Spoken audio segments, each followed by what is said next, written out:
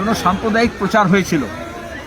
তাহলে মমতা ব্যানার্জি আরএসএস এর নির্দেশিত পথে এই কাজ করেছিলেন এবং আজকে দাঁড়িয়ে অধীরকে হারিয়ে ইউসুফ পাঠান হলো, হিন্দু মুসলমান নামে ভোট হলো, তাদের লাভ কি হলো?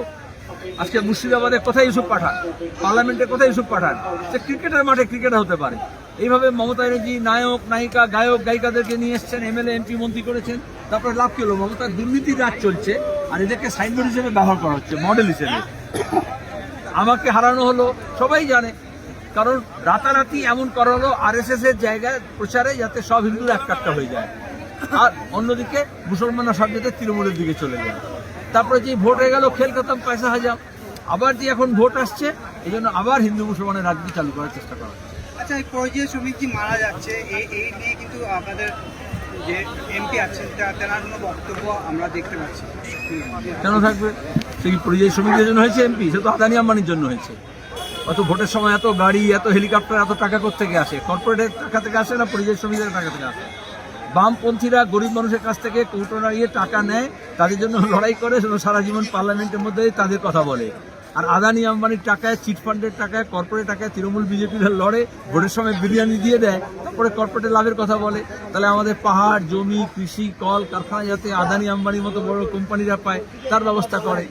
বিদ্যুতের কোম্পানির মালিক সঞ্জীব গোয়েঙ্কা, মমতা ব্যানার্জি তার টাকায় তৃণমূলের মিটিং করেন।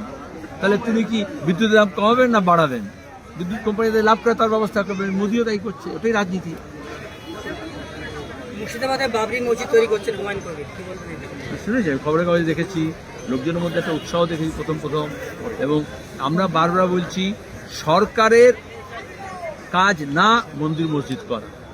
সে রাম মন্দিরই করুক, আর সে তোমার জগন্নাথ মন্দিরই করুক, আর দুর্গা মন্দিরই করুক, এটা সরকারের কাজ না। সরকারের কাজ স্কুল, কলেজ, বিশ্ববিদ্যালয়, রাস্তাঘাট, বাঁধ, সেচ, তার ব্যবস্থা করা। কিন্তু যে কোনো মানুষ চাঁদা তুলে তার নিজের ধর্মস্থান তৈরি করতে পারে, এভাবেই তৈরি হয়। এটা তফাৎটা বোঝে। আর ভোটের জন্য, রাজনীতির জন্য মন্দির মসজিদকে ব্যবহার করতে নেই। অভিষেক ব্যানার্জি বলছে হুমায়ুন কবির বাবরি মসজিদ তৈরি করছে, কিন্তু মমতা ব্যানার্জি আমরা দেখেছি জগন্নাথ মন্দির তৈরি করছে। রাজনীতিবিদ কোনো মন্দির মসজিদ তৈরি করতে পারছে না, পারেন না, এটা কি চোখে দেখছে? মন্দির মসজিদের কথা বলতে অভিষেক ব্যানার্জি করতে চলে আসলো। এটা যদি তোলাবাজি হতো, কয়লা চুরি হতো, বালি চুরি হতো, সোনা পাচার হতো, সেখানে অভিষেক ব্যানার্জি নাম আসতে পারে, গরু পাচারের কাছে আসতে পারে, শিক্ষক নিয়োগের দুর্নীতির কালো টাকার ব্যাপারে আসতে পারে। মন্দির মসজিদের ব্যাপারের মধ্যে অভিষেকের নাম নেই। আর কেউ কিছু? ঠিক আছে, ধন্যবাদ।